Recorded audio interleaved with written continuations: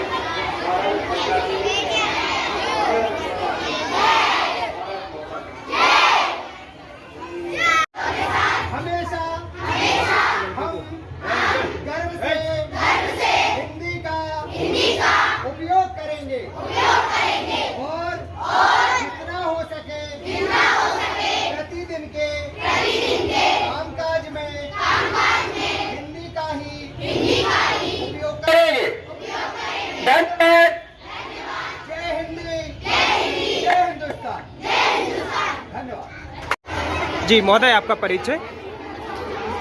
मैं पीसी हमारी माध्यमिक शाला सरदार पटेल गरों से, और आज जो है हिंदी भाषा का महत्व, इस पर कार्यशाला आयोजित है। सभी स्टाफ है, हमारे बच्चे सभी मौजूद हैं, और सभी से निवेदन है और सलाह भी है, मशवरा भी है कि हम हिंदी भाषा का प्रयोग करें अपने आम जीवन में भी, और लिखित में भी, मौखिक में भी। आधिकारिक भाषा हो, चाहे हमारे परिवार में हो, बाजार में हो, कहीं भी हो, हिंदी भाषा का प्रयोग करें और अपनी हिंदी को सुदृढ़ बनाएं। हिंदी हमारी मातृभाषा है, हिंदी में हम पले बड़े हैं, है ना।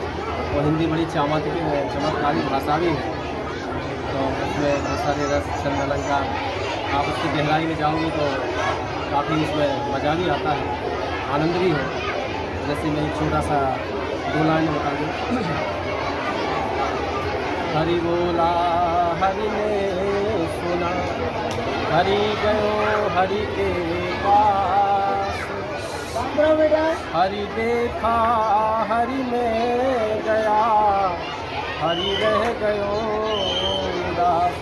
इस प्रकार से एक ही शब्द का बार बार प्रयोग हुआ है। यमक अलंकार का उदाहरण है ये, लेकिन जब हम इसकी गहराई में जाएंगे तो हरि शब्द के विभिन्न अर्थ हैं इसमें, और आपको पढ़ करके जब आप उसकी गहराई में पहुँचेंगे तो आपको बहुत आनंद की प्राप्ति होगी। और विभिन्न कवियों ने भी लिखा है, सिंहासन हिल उठे राजवंशों ने भ्रुकुटी तानी थी, बूढ़े भारत में भी आई फिर से नई जवानी थी। आप भी रस को पढ़ेंगे तो भाव विभोर हो जाएंगे। वहाँ नरोत्तम दास जी लिखते हैं, देख सुदामा की दिन दशा, करुणा करके करुणा निधि रो। पानी पर हाथ को हाथ छुओ नहीं, असवन के जल सो पग धोए।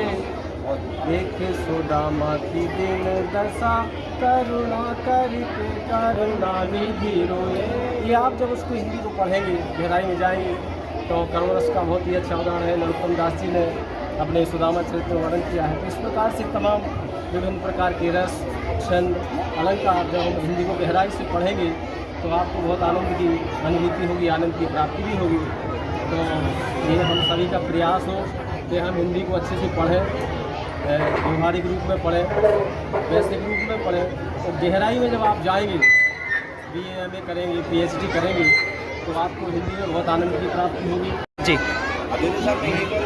मेरा नाम मंगूका जैन है, मेरी सरदार पटेल स्कूल में पदस्थ हूँ, और मैं हिंदी को बहुत प्यार करती हूँ और हिंदी पढ़ाने में बहुत विश्वास रखती हूँ, क्योंकि जो हम हिंदी भाषा से बच्चों को विस्तार से समझा सकते हैं, वो हम अंग्रेजी भाषा में उतने अच्छे से नहीं समझा सकते हैं। और बच्चे भी जब पैदा होते हैं, होते से आ माँ बोलना सीखते हैं, और हिंदी भाषा में मामा, चाचा, ताई, बुआ अपने रिश्तों को समझ सकते हैं। अंग्रेजी में केवल अंकल समझते हैं, और हिंदी में हम लोग सुप्रभात, जय जिनेन्द्र, सत श्री अकाल, कई भाषा है, सब में बोल सकते हैं।